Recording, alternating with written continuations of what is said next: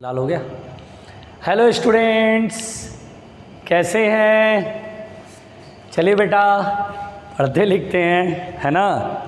तो बेटा हम लोग पढ़ रहे थे न्यूटन्स लॉज ऑफ मोशन, यही पढ़ रहे थे ना। हाँ चलिए, न्यूटन्स लॉज ऑफ मोशन में बेटा सबसे पहली बात बहुत ध्यान से सुनिएगा। न्यूटन्स लॉज ऑफ मोशन में हम लोगों ने जहाँ तक पढ़ा था उसके आगे पढ़ेंगे, ठीक है। तो अब हम लोग जो पढ़ने जा रहे हैं बेटा वो है एपरेंट वेट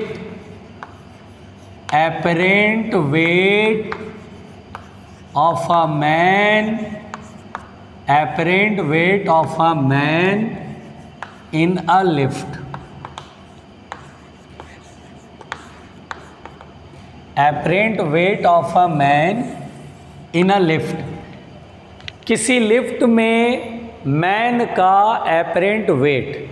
तो बेसिकली बेटा बहुत ध्यान से सुनिएगा। जैसे मान लीजिए कि ये कोई लिफ्ट है बेटा, बहुत ध्यान से सुनिएगा, आराम से समझिएगा। ये लिफ्ट है बेटा और इस लिफ्ट में ये एक वेइंग मशीन है, भार नापने वाली मशीन, जिसे हम क्या बोलते हैं बेटा? Weighing machine. एक चीज़ हमेशा ध्यान से सुनिएगा बेटा, ये जो वेइंग मशीन होता है, भार नापने वाली मशीन, पहले इसके बारे में समझिए। ये जो वेइंग मशीन होता है बेटा, ये वेइंग मशीन, भार नापने वाली मशीन, वेट मेजर करने के काम आता है ना। इसमें क्या होता है बेटा, जैसे देखिए आप जो सिंपल जैसे आप देखते हैं, आप देखते हैं कि वेट मेजर करने के लिए आप उसके ऊपर चढ़ जाते हैं तो एक मीटर होता है, उसमें दिखाता है कि आप 60 kg के, 62 kg के, है ना। आप ऐसे चढ़ते हैं ना, जैसे डॉक्टर क्लिनिक में लगा होता है, बोलता है भैया वेट मेजर करने के लिए आप चढ़ जाते हैं। तो वेइंग मशीन दरअसल क्या होता है कि ये वेइंग मशीन है बेटा और ये ऐसे सरफेस पे रखा हुआ है।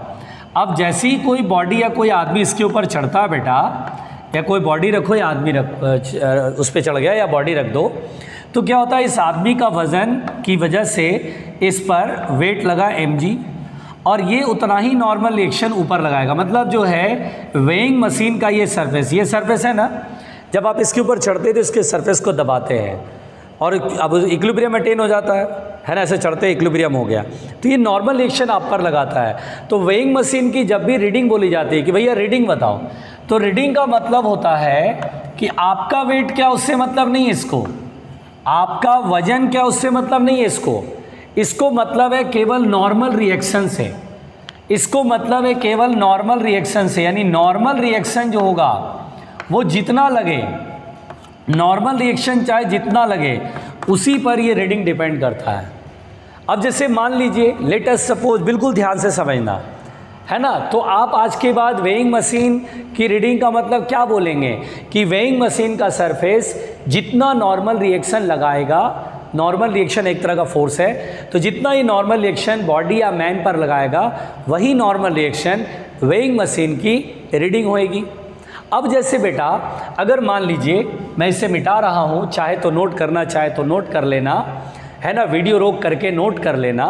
अब जैसे बेटा बहुत ध्यान से सुनिए, अब जैसे बेटा बहुत ध्यान से सुनिए कि यहाँ पर ये जो है वेइंग मशीन है ना। अब अगर मान लीजिए मैंने आपसे कहा कि यहाँ पर 5 kg का एक बॉडी मैंने इसके ऊपर रखा, तो find the reading of the weighing machine की रीडिंग बताइए।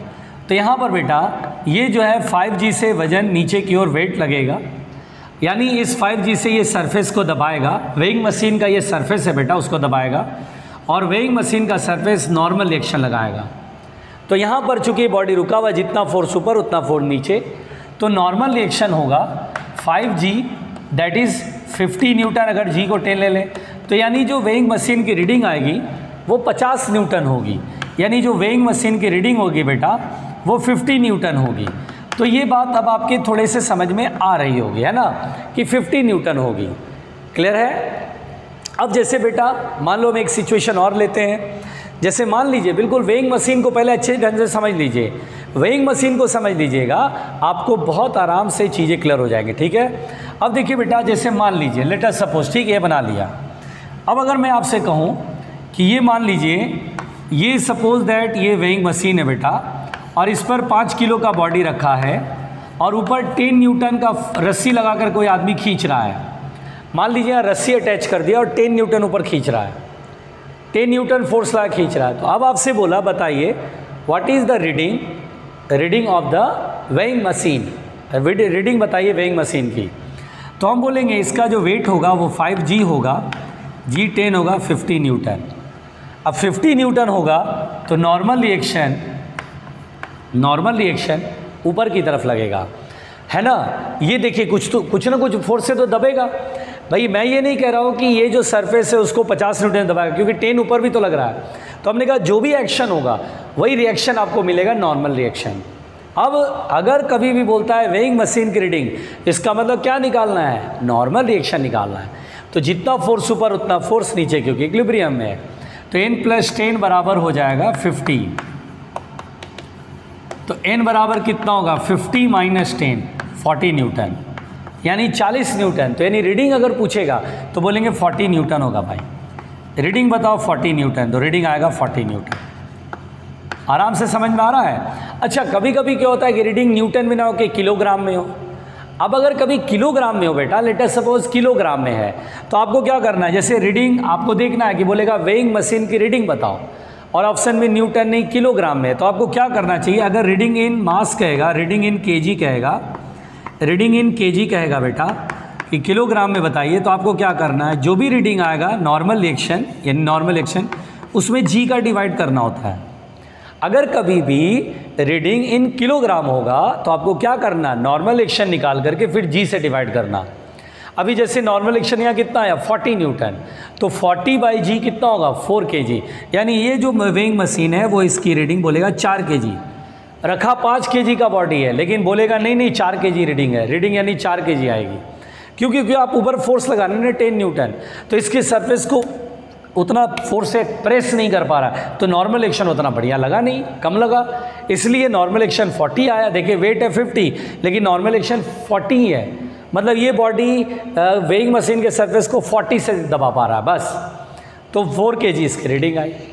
तो बेटा वेइंग मशीन, अगर आप मेरी बात सुन पा रहे हैं, ध्यान से समझ रहे हैं, पढ़ने लिखने में मन लगता है, मेरी आवाज़ आपके कान तक ठीक से पहुंच रही है, तो मुझे नहीं लगता है कि आप इसको सीख नहीं पाएंगे, ये बहुत इजी है।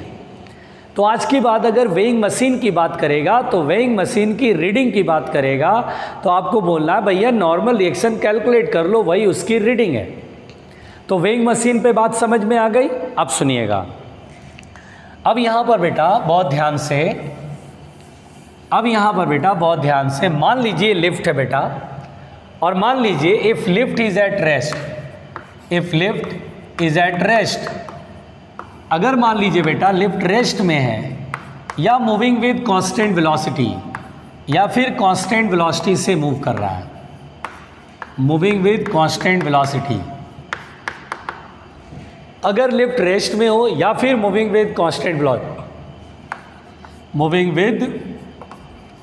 कांस्टेंट वेलोसिटी, तो यहाँ पर बेटा ये आदमी इसके ऊपर वेइंग मशीन पे खड़ा है ना, और m मास का आदमी, मान लीजिए m मास का आदमी है सपोज दैट, और लिफ्ट या तो रेस्ट में या चल रहा है ना, या तो ऊपर जा रहा हो कांस्टेंट वेलोसिटी से, वेलोसिटी कांस्टेंट है, वेलोसिटी कांस्टेंट होने का मतलब क्या होता है, एक्सेलरेशन इज 0। अब बेटा इसमें वेइंग मशीन की रीडिंग बतानी है, तो आप एक काम करो, बजाय ग्राउंड ऑब्जर्वर बनने के आप लिफ्ट के अंदर बैठ जाओ। अब लिफ्ट के अंदर बैठोगे बेटा, ये ऑब्जर्वर है, ये कौन है बेटा, ऑब्जर्वर, वो देखेगा मशीन में कि कितनी रीडिंग आ रही है। तो इस ऑब्जर्वर के रिस्पेक्ट में अगर आप फोर्स देखें तो mg नीचे, और जिस सरफेस पर खड़ा उस सरफेस का नॉर्मल एक्शन ऊपर, और मुझे बताइए कोई स्यूडो फोर्स लगेगा क्या, तो हम बोलेंगे नहीं, क्योंकि एक्सेलरेशन 0 है। ये नॉन इनर्शियल फ्रेम में नहीं बल्कि इनर्शियल फ्रेम ही है। जो फ्रेम कांस्टेंट वेलोसिटी चलता है उसे मैंने बोला था इनर्शियल फ्रेम। यहाँ पर इस आदमी को ग्राउंड पर बिठा दो तो भी इनर्शियल, और इसमें बिठा दो तो भी इनर्शियल। ये स्यूडो फोर्स जानता ही नहीं है क्योंकि एक्सेलरेशन है ही नहीं। तो यहाँ पर यह आदमी बोलेगा दो फोर्स लग रहा है mg और नॉर्मल, और ये दोनों बैलेंस होंगे क्योंकि आदमी इसको रुका हुआ नजर आएगा। तो normal reaction is equal to mg। So reading of the weighing machine क्या होगा बेटा, तो रीडिंग होएगा नॉर्मल रिएक्शन की इक्वल, दैट इज mg के इक्वल। तो यहाँ रीडिंग आएगा mg, यानी जो आदमी का एक्चुअल वेट है वही एक्चुअल वेट यहाँ रीडिंग आएगी। इसका जो भी एक्चुअल वेट होगा, यानी रीडिंग यहाँ पर एक्चुअल वेट के बराबर होगा। Reading of the weighing machine जो होगा बेटा वो एक्चुअल वेट के बराबर आएगा, जो भी एक्चुअल वेट होगा उसके बराबर आएगा। बोलो क्लियर है, यहाँ तक समझ में आया? तो ये बहुत इजी कॉन्सेप्ट था, बहुत इजी है। तो लिफ्ट रुका हुआ है या कांस्टेंट वेलोसिटी, ध्यान रखिएगा, ये कांस्टेंट वेलोसिटी ऊपर के बजाय नीचे भी हो तो भी कोई फ़र्क नहीं पड़ेगा, तो भी कोई नीचे जा रहा हो, कांस्टेंट वेलोसिटी अगर नीचे की तरफ हो तो भी कोई फ़र्क नहीं पड़ेगा, या लिफ्ट रुका है तो भी कोई फ़र्क नहीं। रीडिंग हमेशा एक्चुअल वेट के बराबर बोलना है। बात समझ में आ रही है? एकदम क्लियर है बेटा, बहुत आराम से, एकदम सिंपल। अब सुनिएगा, बिल्कुल ध्यान से सुनिएगा, ठीक है, बहुत ध्यान सुनिएगा। अब यहाँ पर बेटा इसे मिटा रहा हूँ, और अब मान लीजिए इफ लिफ्ट इज एक्सेलरेटिंग,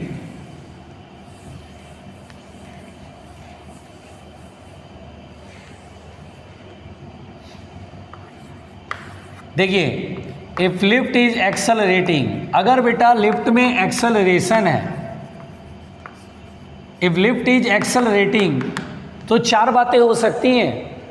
देखिए ध्यान से, इफ लिफ्ट इज एक्सेलरेटिंग तो चार बातें हो सकती हैं, बहुत ध्यान से सुनिए। यहाँ पर बेटा अगर लिफ्ट एक्सेलरेट कर रहा है, जैसे ये देखिए, ये हो सकता है कि ये लिफ्ट है और ये इसमें, ये देखिए वेइंग मशीन है और इसमें आदमी ऐसे, और मान लीजिए लिफ्ट में वेलोसिटी ऊपर की तरफ है और ये एक्सेलरेट हो रहा हो, यानी देखिए यहाँ पर देखिए बेटा lift is accelerating upward. Accelerating upward का मतलब वेलोसिटी भी ऊपर है और वेलोसिटी बढ़ता चला जा रहा है। या ये हो सकता है बेटा कि ये लिफ्ट है, ये लिफ्ट है और ये वेइंग मशीन है, इसमें आदमी है, और ये हो सकता है रिटार्डिंग अपवर्ड। रिटार्डिंग अपवर्ड का मतलब होता है कि जा तो ऊपर की तरफ लाए लेकिन वेलोसिटी इज डिक्रीजिंग, एक्सेलेरेशन नीचे की तरफ होगा, अपोजिट होगा, जिधर वेलोसिटी है उसके नीचे। इसको बोलते हैं बेटा एक्सेलरेटिंग अपवर्ड। क्या बोलते हैं इसको? Accelerating upward. देखिए इस केस में एक्सेलरेटिंग अपवर्ड है। कभी बोलता है एक्सेलरेटिंग अपवर्ड यानी ऊपर की तरफ स्पीड बढ़ रही है, यानी एक्सेलरेशन भी ऊपर ही है। इसको बोलते हैं एक्सेलरेटिंग, सॉरी रिटार्डिंग अपवर्ड। क्या बोलते हैं बेटा? Retarding upward. इसका मतलब समझ में आता है? रिटार्डिंग अपवर्ड का मतलब होता है बेटा कि जा ऊपर लेकिन रिटार्ड हो रहा है। रिटार्ड मतलब वेलोसिटी डिक्रीज हो रही है, और वेलोसिटी डिक्रीज हो रही है यानी एक्सेलरेशन नीचे की तरफ होगा, हर कोई जानता है। अगर मान लीजिए बेटा अगर ये कहानी बने कि ये लिफ्ट है और इसमें आदमी है और ये बोले एक्सेलरेटिंग डाउनवर्ड, एक्सेलरेटिंग डाउनवर्ड, बताओ इसका मतलब क्या होगा? जल्दी बताओ, एक्सेलरेटिंग डाउनवर्ड का मतलब क्या होगा? एक्सेलरेटिंग डाउनवर्ड का मतलब क्या होगा? कि नीचे की तरफ एक्सेलरेट हो रहा है, यानी वेलोसिटी भी नीचे और एक्सेलरेशन भी नीचे होगा बेटा। जब वेलोसिटी और एक्सेलरेशन सेम डायरेक्शन में तो एक्सेलरेट करता है। डाउनवर्ड एक्सेलरेशन मतलब वेलोसिटी यानी लिफ्ट नीचे आ रहा है और तेजी से नीचे आ रहा है, एक्सेलरेट होते हुए स्पीड बढ़ता जा रहा है नीचे की तरफ। फिर बेटा ये भी हो सकता है कि ये लिफ्ट है और इसमें बेटा अगर बोले retarding downward, what is mean by retarding downward? Retarding downward का मतलब क्या होता है? कि नीचे की तरफ आ रहा है लेकिन स्पीड क्या हो रहा है? स्लो हो रहा है। यानी बेटा वेलोसिटी नीचे की तरफ होगा लेकिन एक्सेलरेशन ऊपर की तरफ होगा।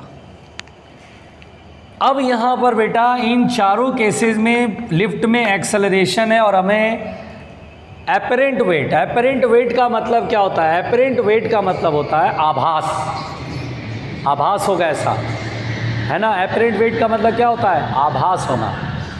ऐसा आभास होगा कि ये वेइंग मशीन की जो रीडिंग होगी उसी को बोलेंगे apparent wait. Reading, apparent wait का मतलब क्या समझना है? Reading of the weighing machine, weighing machine की रीडिंग को समझना बेटा। अब ध्यान से सुनिएगा, मेरी बात ध्यान से सुनिए, यहाँ पर आइए। सबसे पहली बात देखिए, आदमी को अंदर ही बिठा लीजिएगा, नॉन इनर्शियल फ्रेम के रिस्पेक्ट में बनाएंगे क्वेश्चन। मैंने पहले बताया नॉन इनर्शियल फ्रेम के रिस्पेक्ट में बनाएंगे तो क्वेश्चन इजी पड़ेगा। अब देखिए mg नीचे, नॉर्मल रिएक्शन ऊपर, और बताइए स्यूडो फोर्स वेलोसिटी के अपोजिट या एक्सेलरेशन के अपोजिट? तो हमारा आंसर है एक्सेलरेशन के अपोजिट। एक्सेलरेशन ऊपर की तरफ है तो स्यूडो फोर्स नीचे, यानी ma। तो बताइए बेटा नॉर्मल रिएक्शन क्या होगा? तो नॉर्मल रिएक्शन होगा mg प्लस ma, क्योंकि रुका हुआ नजर आएगा, जितना फोर्स ऊपर उतना फोर्स नीचे। तो देखिए mg प्लस ma, इसी नॉर्मल रिएक्शन को क्या बोलेंगे, एपरेंट वेट, यानी सिंपली बोलेंगे एपरेंट वेट लिखते नहीं है, ठीक है, नॉर्मल रिएक्शन लिख देते हैं। यहाँ नॉर्मल रिएक्शन आएगा mg प्लस ma। अगर आपसे पूछेगा बताओ यहाँ रीडिंग एक्चुअल वेट से ज़्यादा या कम, तो बोलेंगे सर रीडिंग एक्चुअल वेट से ज़्यादा, भारी लगेगा। तो यहाँ लिख देते हैं reading is greater than actual wait, greater than actual wait, एकदम सिंपल। यहाँ आदमी भारी लगेगा, 60 किलो का आदमी 90 किलो का लगेगा, भारी लगेगा, क्योंकि वेइंग मशीन को खूब प्रेस करेगा। तो normal action mg plus ma, ऊपर लिफ्ट एक्सेलरेट हो रहा है, ग्रेविटी भी लग रही है, वेट भी, और स्यूडो फोर्स भी नीचे लग रहा है, एकदम ऊपर की तरफ एक्सेलरेशन जब होता है तब ऐसा होता है, एक्चुअल वेट से ज़्यादा रीडिंग आती है। यहाँ देखते हैं बेटा, यहाँ पर mg नीचे, नॉर्मल एक्शन ऊपर, और स्यूडो फोर्स बताओ, स्यूडो फोर्स वेलोसिटी के अपोजिट या एक्सेलरेशन के अपोजिट, एक्सेलरेशन के अपोजिट, एक्सेलरेशन की तरह नीचे तो स्यूडो फोर्स ऊपर। अब नॉर्मल एक्शन निकालो, तो जितना फोर्स ऊपर उतना फोर्स नीचे, n plus ma equal to mg, तो n बराबर कितना, mg माइनस ma। ये देखिए नॉर्मल एक्शन। अच्छा बताओ बेटा, यहाँ रीडिंग एक्चुअल वेट से कम या ज़्यादा, देखो mg में से कुछ घट रहा है, नहीं एक्चुअल वेट से कम आएगा, तो हम बोलेंगे reading is less than actual wait, reading is less than actual wait. सामने क्लियर है, एपरेंट वेट यहाँ कम रहेगा। एपरेंट वेट का मतलब रीडिंग यानी normal reaction, apparent wait mg minus ma, यहाँ लगेगा हल्का है आदमी, वजन कम लगेगा, ठीक है। फिर देखिए यहाँ पर आइए, यहाँ पर mg नीचे, और बताइए नॉर्मल रिएक्शन ऊपर, और एक्सेलरेशन किधर है, देखिए ठीक से, एक्सेलरेटिंग डाउनवर्ड एक्सेलरेशन नीचे की तरफ है, तो स्यूडो फोर्स किधर लगेगा, एक्सेलरेशन के अपोजिट, ऊपर की तरफ ma। यही सिचुएशन है ना, तो n बराबर आएगा, डायरेक्ट लिख देता हूँ mg माइनस ma। आपसे बोलेगा बेटा बताइए वो कौन से केसेस हैं जब रीडिंग जो आएगा एक्चुअल वेट से कम आएगा, हल्का फील होएगा, थोड़ा सा कम वजन लगेगा, तो बोलेंगे दो बातें हो सकती है, या तो एक्सेलरेटिंग, या तो रिटार्डिंग अपवर्ड हो, ऊपर की तरफ जा रहा हो लेकिन स्पीड घट रहा हो तो एक्सेलरेशन नीचे, या फिर एक्सेलरेटिंग डाउनवर्ड, नीचे की तरफ एक्सेलरेट होता है, यानी दोनों ही हालात में एक्सेलरेशन नीचे होनी चाहिए। अब वेलोसिटी ऊपर जा रहा है तो रिटार्डिंग अपवर्ड, नीचे की तरफ वेलोसिटी तो एक्सेलरेटिंग डाउनवर्ड, यानी दो हालात ऐसे हैं जहाँ normal action mg minus ma, यानी mg से छोटा आएगा, एपरेंट वेट एक्चुअल वेट से कम आएगा। बहुत आसान नहीं लग रहा है, कोई बहुत बड़ी चीज़ है क्या, बताना जरा, क्या बहुत खतरनाक है ये, नहीं, वेरी सिंपल। फिर देखो बेटा mg इधर, नॉर्मल एक्शन ऊपर, और ma किधर, नीचे, क्यों, स्यूडो फोर्स एक्सेलरेशन के अपोजिट। यहाँ बोलेंगे n बराबर होगा mg प्लस ma। ये देखिए mg प्लस ma, देखिए नॉर्मल एक्शन जो यहाँ mg प्लस ma आया वही यहाँ पर आया, सिंपल कहानी। तो देखिए रिटार्डिंग डाउनवर्ड का मतलब होता है वेलोसिटी नीचे की ओर डिक्रीज हो रहा है, यानी एक्सेलरेशन अपोजिट है। तो कुल मिलाकर के बेटा अगर एक्सेलरेशन ऊपर की तरफ है तो मन में सोचो एक्सेलरेशन ऊपर तो स्यूडो फोर्स नीचे, अरे यार normal action mg plus ma ज़्यादा हो जाएगा। जब जब एक्सेलरेशन ऊपर होगा mg plus ma, pseudo force नीचे की तरफ लगेगा, mg को सपोर्ट देगा तो लिफ्ट का वेइंग मशीन के सरफेस को ज़्यादा दबाएगा, नॉर्मल एक्शन ज़्यादा आएगा, वेट की reading apparent wait actual wait से ज़्यादा बड़ा होगा। और जब एक्सेलरेशन नीचे की तरफ होता है बेटा तो स्यूडो फोर्स ऊपर लगेगा, थोड़ा हल्का कर देगा, mg के अपोजिट लग रहा है, थोड़ा हल्का हो जाएगा। फील करो, ये चार बातें इसमें बहुत सिंपल है। तो अगर कभी भी लिफ्ट में एक्सेलरेशन हो तो आप बोलेंगे एपरेंट वेट ज़्यादा भी हो सकता है, कम भी हो सकता है। ज़्यादा कब होगा तो बोलेंगे जब एक्सेलरेशन ऊपर रहा होगा, जैसे ही एक्सेलरेशन ऊपर होगा बस। अब वो एक्सेलरेशन ऊपर है, वेलोसिटी ऊपर भी हो सकता है, नीचे भी हो सकता है। एक्सेलरेशन ऊपर होना है, अगर वेलोसिटी ऊपर है तो एक्सेलरेट कर रहा होगा, स्पीड बढ़ेगी। अब हो सकता है वेलोसिटी नीचे, एक्सेलरेशन ऊपर हो तो रिटार्ड कर रहा, नीचे की तरफ लगे रिटार्ड हो रहा है, तो हमेशा वेट बढ़ेगा, एपरेंट वेट ज़्यादा आएगा। तो कुल मिलाकर के ये बहुत इजी कॉन्सेप्ट है बेटा, इसको याद रखना होगा। कैसे कर रहे हैं ना, हर चीज़ लिख करके नोट्स में फिर प्रैक्टिस करनी होगी, ठीक है। बात समझ में आ गई, इससे अच्छे से लिख लीजिएगा, मैं मिटा रहा हूँ। चलिए अब देखिए बेटा,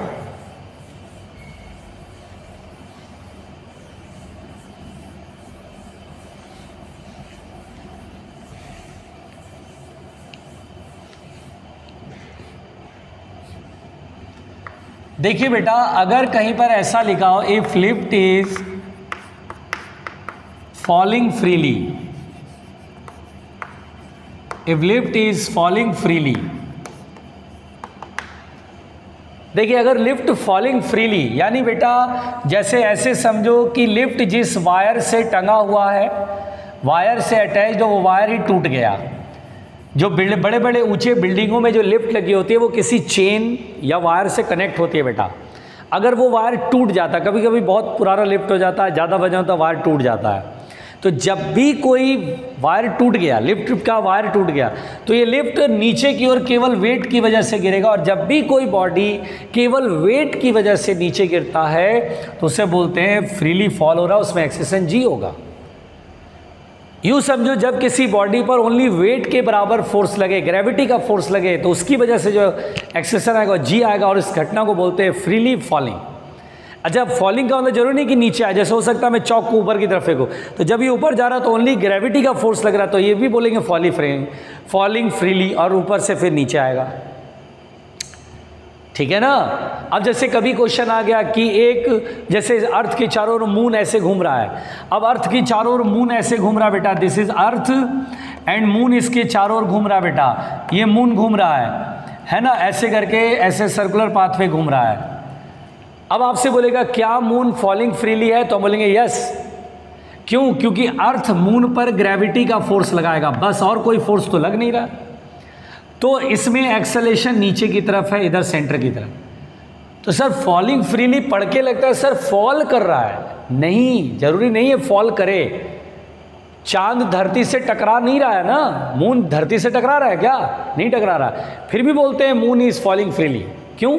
फॉलिंग फ्रीली का कॉन्सेप्ट दिमाग में क्या बिठाना वो सुनो, है ना, मेरी बातों को सुनो। मैं आराम से जो आपका कम्युनिकेशन लैंग्वेज उसमें बोल रहा हूँ बेटा, कि फॉलिंग फ्रीली का मतलब क्या होता है? फॉलिंग फ्रीली का मतलब होता है body experiences only the gravitation force. Moon पे केवल ग्रेविटेशन फोर्स लग रहा है। हाँ, मून में वेलोसिटी चूंकि टेंजेंट डायरेक्शन में इधर की तरफ वेलोसिटी है। जब यूनिवर्स की ये पूरी बनावट बनाया गया होगा, बन रहा होगा यूनिवर्स, तो उस समय वेलोसिटी टेंजेंट डायरेक्शन में फोर्स इधर, तो हमेशा मून इसके चारों चक्कर लगा। जिस दिन वेलोसिटी रुक गई उस दिन मून आकर के अर्थ पर टकरा जाएगा। क्योंकि वेलोसिटी इधर की तरफ है तो हमेशा ये प्रयास करता है कि मैं अर्थ की तरफ चलो। जैसे यहाँ से आता है तो फिर फोर्स इधर लगता है, फिर वेलोसिटी इधर, फिर ये प्रयास करता है कि इधर मुड़ जाओ, फिर वेलोसिटी इधर, फोर्स इधर, इसलिए वो निरंतर चक्कर लगा रहा बेटा continuously. But moon is also falling freely. तो इसलिए बेटा यहाँ पर पहले तो फॉलिंग फ्रीली जो है, इस लाइन का मतलब आपको समझना है कि जब किसी बॉडी पर ओनली केवल और केवल ग्रेविटेशनल फोर्स लगे और उसकी वजह से मोशन हो तो हम उसे बोलते हैं फ्री फॉलिंग मोशन। क्लियर हुआ? अब सुनिए बहुत ध्यान से, अब पहले ध्यान से सुनिए, मेरी बात समझिएगा, ध्यान से मेरी बात सुनिए। अब ये लिफ्ट में आप जो है वेइंग मशीन पे खड़े हैं और बेटा अचानक से तार टूट गया, तो एक्सेलेरेशन ड्यू टू ग्रेविटी नीचे होगा, मतलब जो लिफ्ट में एक्सेलेरेशन होगा वो जी के इक्वल होगा। चलिए भाई अब देखते हैं वेइंग मशीन की रीडिंग क्या आएगी। तो mg नीचे, नॉर्मल रिएक्शन ऊपर, और ऑब्जर्वर मान के चलेंगे अंदर बैठा हुआ है नॉन इनर्शियल फ्रेम में, है ना, नॉन इनर्शियल फ्रेम में, तो स्यूडो फोर्स किधर रहेगा? एक्सेलेरेशन के अपोजिट ऊपर की तरफ। अब आदमी भी यही है, ऑब्जर्वर भी यही है और ये भी यही है, जितना फोर्स ऊपर उतना फोर्स नीचे। तो n plus m a is equal to होगा बेटा mg, तो n इज इक्वल टू होगा mg माइनस एम ए, और a की वैल्यू किसके बराबर है? g के equal.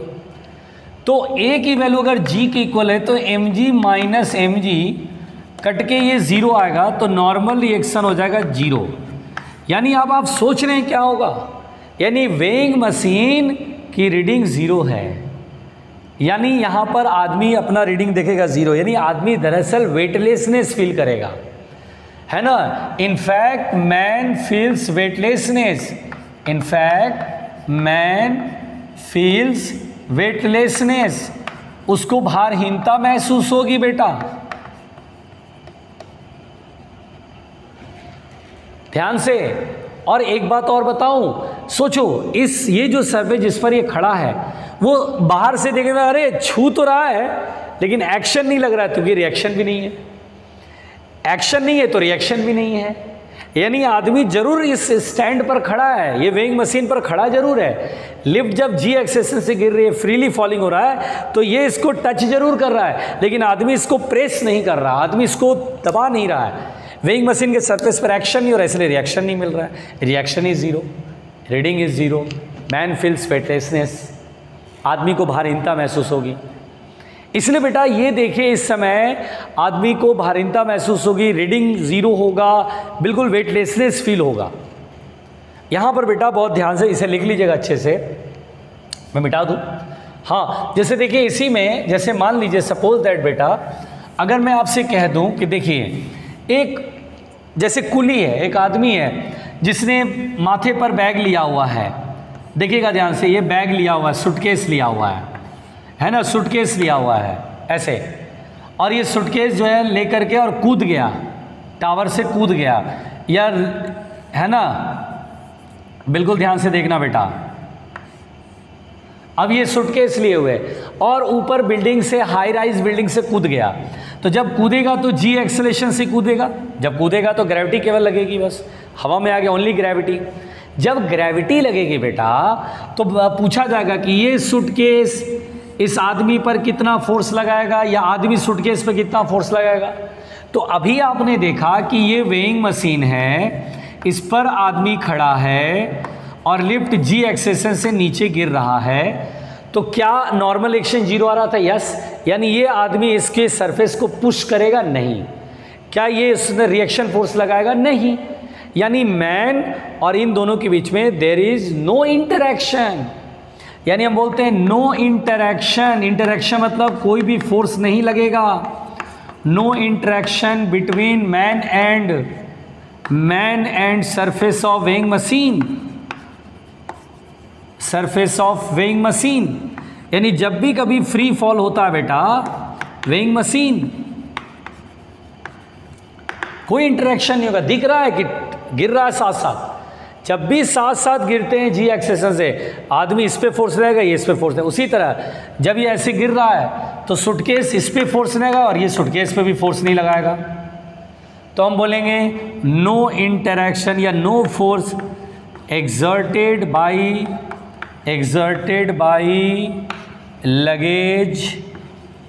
luggage on man while falling freely, जब गिर रहा होगा तो ये सूटकेस इसके माथे पर कोई फोर्स ही नहीं लगाएगा, दिख रहा है कांटेक्ट में जरूर है लेकिन कोई फोर्स नहीं लगाएगा, एकदम गिरता रहेगा, दोनों ही गिर रहा है, देयर इज नो इंटरेक्शन। तो बेटा ये जो चीज़ है वो समझने वाली चीज़ है, ये समझने वाली चीज़ है ना, आसान है। फॉलिंग फ्रीली, जब दो बॉडी ऐसे कांटेक्ट में और गिरा दिए, छोड़ दिए, ग्रेविटी कैसे गिर रहा है, आपस में कोई इंटरेक्शन नहीं होगा, आपस में कोई दूसरे पे फोर्स नहीं लगाएंगे, ये सामने ये कहानी। तो क्लियर हुआ ये लाइन बहुत ज़रूरी था क्लियर करना, ये सबके समझ में आया, ठीक है बेटा। तो मैं इसे मिटा रहा हूँ, आराम से समझना, बहुत ध्यान से, ठीक है। चलो भाई मिटा रहे हैं।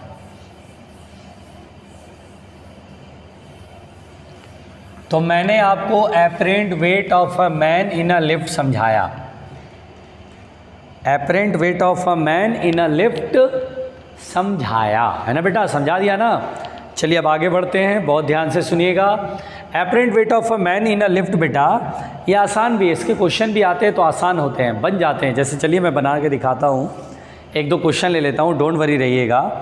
आप भी कह रहे होंगे कि सर कहाँ कैसे बनता है क्वेश्चन, तो मैं बना के दिखाता हूँ, आपको भी लगेगा हाँ सर वेरी इजी, इतना टफ है नहीं जितना हमने सोच लिया पहले से, ठीक है। अब जैसे देखिए बेटा, एक क्वेश्चन है,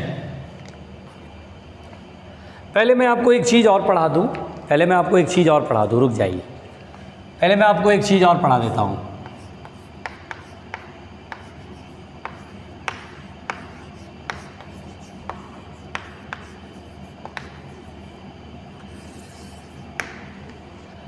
एटूड मशीन क्या होता है बेटा, ये सुनो।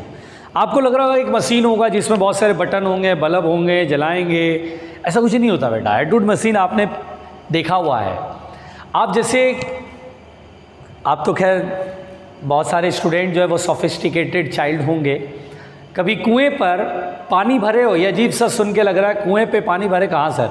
चलो पिक्चरों में देखा होगा, एक ऐसे रॉड लगा होता है, उस पर एक पुली होती है बेटा, और उसके ऊपर से रस्सी जा रही होती है, रस्सी बाल्टी से बंधी होती है, बाल्टी नीचे गहरे कुएं में, और रस्सी का एक एंड हम पकड़ते हैं और ऐसे खींचते हैं पानी, है ना? ऐसा कभी डायग्राम तो देखा होगा यार, ऐसी एक घिरनी लगी होती है और रस्सी का एक एंड यहाँ आदमी पकड़े रहता है ना बेटा, रस्सी का एक एंड, और ये रस्सी से ये बाल्टी टंगी होती है ऐसे गहरे कुएं में, ठीक है, पानी भरता है और उसके बाद खींचते हैं ऐसे करके। तो ये बेटा जो पुली होता है, ये पुली है बेटा, यही पुली कहलाता है इसको। इसी पुली को ही एटूड मशीन कहते हैं। तो कंफ्यूज मत होना कि एटूड मशीन कुछ अलग होगा, कुछ कहानी होगा, ऐसा कुछ नहीं है, ठीक है। इसी पुली को ही एटूड मशीन कहते हैं। तो इसी के बारे में पढ़ना बेटा, ध्यान दीजिए। अब यहाँ पर बेटा बहुत ध्यान से सुनिएगा, आराम से सुनिएगा। देखिए, मान लीजिए बेटा ये जो है, ये देखिए पुली है। सबसे पहली बात तो बेटा ये पुली हल्की होगी, कोई मास नहीं होगा, और यहाँ पर ऐसे हिंज्ड है, पाइवोट है, ऐसे करके तो बहुत बड़े प्यार से घूमेगी, यानी कोई फ्रिक्शन नहीं है यहाँ पर, यानी pulley is light and there is no friction at the axle, क्योंकि पुली तो घूमेगी ना ऐसे करके, तो एक्सेल जो होता है ये इस पर आराम से घूमेगी। आप ऐसे करोगे तो बड़े प्यार से घूमते रहिए बहुत देर तक। या फिर आपने देखा वो ऐसे व्हील आता है बेटा, ऐसे बच्चे पकड़ के दो उंगलियों के बीच में ऐसे ग्रिप बना करके ऐसे घुमाते हैं, ऐसे करके ऐसे घुमाते हैं, ऐसे पकड़ करके मैंने ऐसे, क्या बोलते हैं उसको, राउंड द व्हील या जो भी बोलते हैं, तो है ना, उसमें फ्रिक्शन कम होता है, बहुत देर तक घूमता रहेगा, अपने आप घूमता रहा, वही समझो, बहुत देर तक आराम से घूम रहा है, ठीक है, आराम से समझना। अब यहाँ पर बेटा इसके ऊपर से रस्सी पार कराते हैं, ऐसे रस्सी पार कराए, ये रस्सी, ये थ्रेड यानी स्ट्रिंग पास कराया बेटा। स्ट्रिंग इज ऑल्सो मासलेस, है ना। तो पहले तो पुली is light and frictionless, pulley is light and frictionless.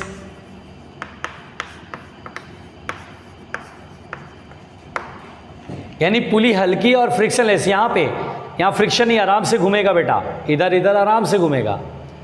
और थ्रेड इसके ऊपर से ऐसे पार करता। थ्रेड यहाँ पर जो होता है ना बेटा, पुली में रफनेस होती है, रफनेस होगी तभी तो ग्रिप पकड़ेगा स्ट्रिंग। तो कभी बोलता है पुली इज फ्रिक्शनलेस, तो इसका मतलब यहाँ फ्रिक्शन नहीं होता, यहाँ फ्रिक्शन, यहाँ नहीं लेना फ्रिक्शन, यहाँ तो होगा तभी तो पुली के ऊपर से थ्रेड पास करेगा, थ्रेड ग्रिप बना लेगा, फिर खींचेंगे, ये ऐसे आएगा, थ्रेड नीचे आएगा, ये ऊपर आएगा, तो पुली साथ में घूमेगी।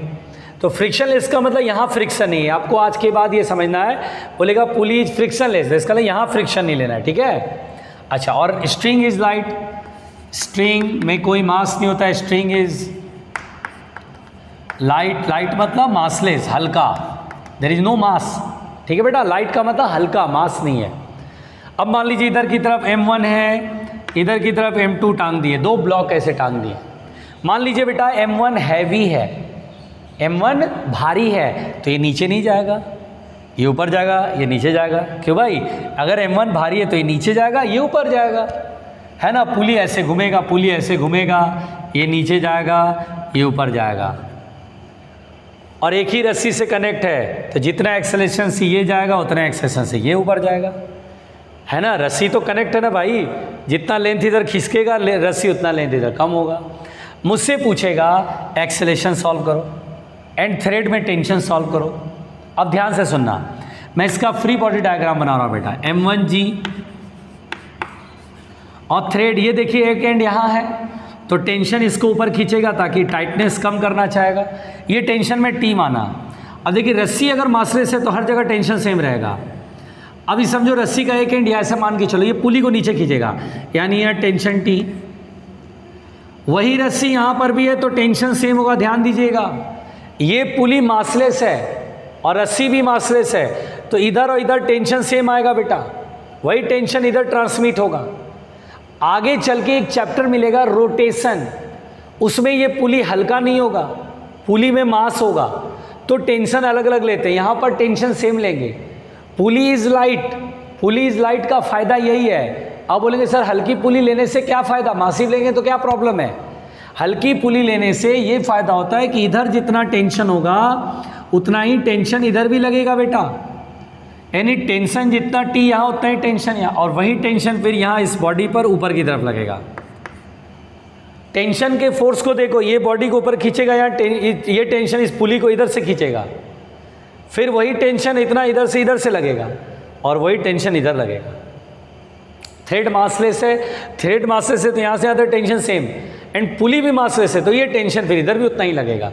ये चीज़ याद रखना, एरो याद रखना, एरो एरो एरो याद रखना, एरो में गड़बड़ नहीं होना चाहिए। ये टेंशन इसको इधर खींचेगा ताकि टाइटनेस कम हो, रस्सी लूज हो। हमेशा टेंशन क्या चाहता है बेटा?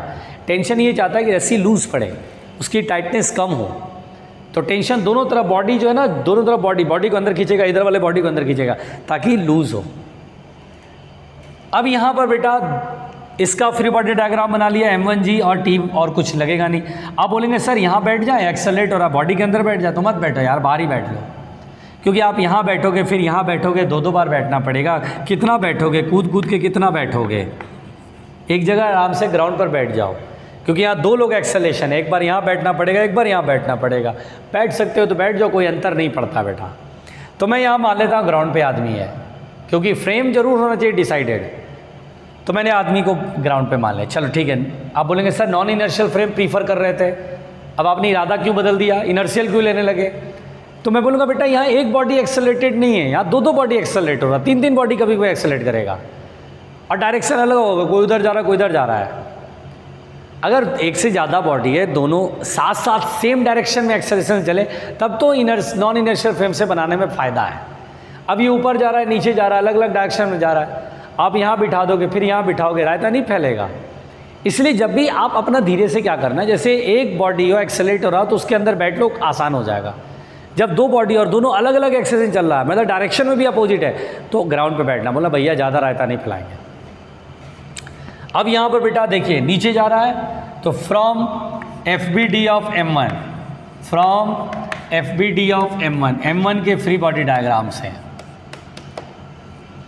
ये नीचे जा रहा है, M1G बड़ा T छोटा, M1G माइनस T बराबर M1A,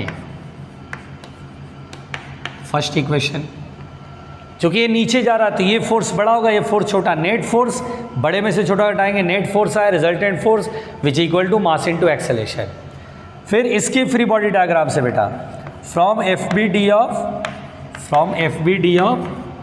M2 के फ्री बॉडी डायग्राम से है ना, M2 के फ्री बॉडी डायग्राम से ये देखिए M2 ऊपर जा रहा है तो T बड़ा M2G छोटा, नेट फोर्स T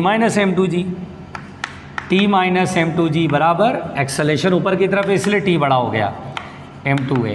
दोनों इक्वेशन आ गया। अब मुझे क्या निकालना है, T और A। तो इक्वेशन है, 2 अननोन है। चलो भाई पहले दोनों को ऐड कर दो, फर्स्ट प्लस सेकेंड। ऐड करने से बोलो फायदा क्या होगा, तो माइनस T और प्लस T कट जाएगा, है ना। तो M1G माइनस M2G बराबर होगा M1 plus M2 into A। आएगा कि नहीं आएगा? तो A बराबर फॉर्मूला क्या आएगा, देखो यहाँ लिख रहा हूँ। तो A बराबर फॉर्मूला क्या आएगा, G कॉमन ले लो बेटा, M1 minus M2 into G upon M1 plus M2। This is the acceleration. तो बेटा यहाँ पर अब आपको एक्सेलरेशन का फॉर्मूला याद करना पड़ेगा। आपको एक्सेलरेशन कैसे याद करना है, हैवी मास माइनस लाइटर मास। यानी ऊपर देखो मासेस का डिफरेंस है, बड़े मास में से छोटा मास घटा लेना, इनटू जी करना, अपॉन टोटल मास लिख देना, बात खत्म, सिंपल। एक्सेलरेशन निकल गया। तो यहाँ बेटा ये जो है एक्सेलरेशन है, और एक्सेलरेशन की वैल्यू किसी एक इक्वेशन में या तो यहाँ पुट करो, फर्स्ट में रख सकते हैं, सेकंड में, आपको टेंशन मिल जाएगा।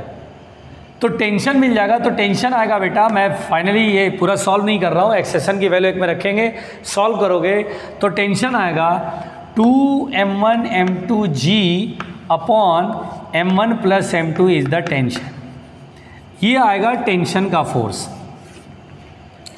तो एक्सेलरेशन भी मिल गया, टेंशन भी मिल गया, सिंपल हो गया सॉल्व, कोई रायता नहीं, कोई लफड़ा नहीं। लो जी, एटूड मशीन सिंपल है क्वेश्चन, नहीं ये टॉपिक ही क्लियर है, एटूड मशीन बहुत सिंपल है। आगे चल के मैं इसमें मूवेबल पुली भी आता है, क्या था मूवेबल पुली, वो भी सिखाऊंगा, टेंशन मत लो, मैं हूं ना, मूवेबल पुली भी सिखाऊंगा।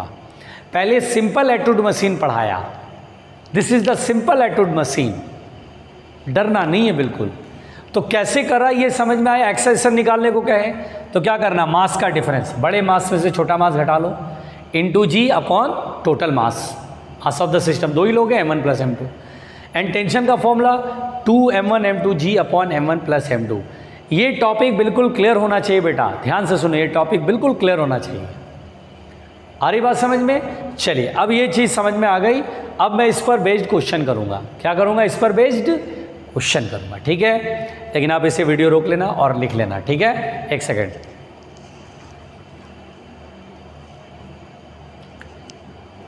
तो चलिए बेटा, एक काम करते हैं, हम लोग अगले एपिसोड में क्वेश्चन करेंगे इस पर, एटूड मशीन पर, है ना। कल पूरा लेक्चर इसी पर रहेगा, एटूड मशीन पर ही क्वेश्चन करेंगे, ढंग से क्वेश्चन कर लेंगे, बहुत सारे क्लियर हो जाएगा बिल्कुल, ठीक। चलिए फिर, ओके, थैंक यू।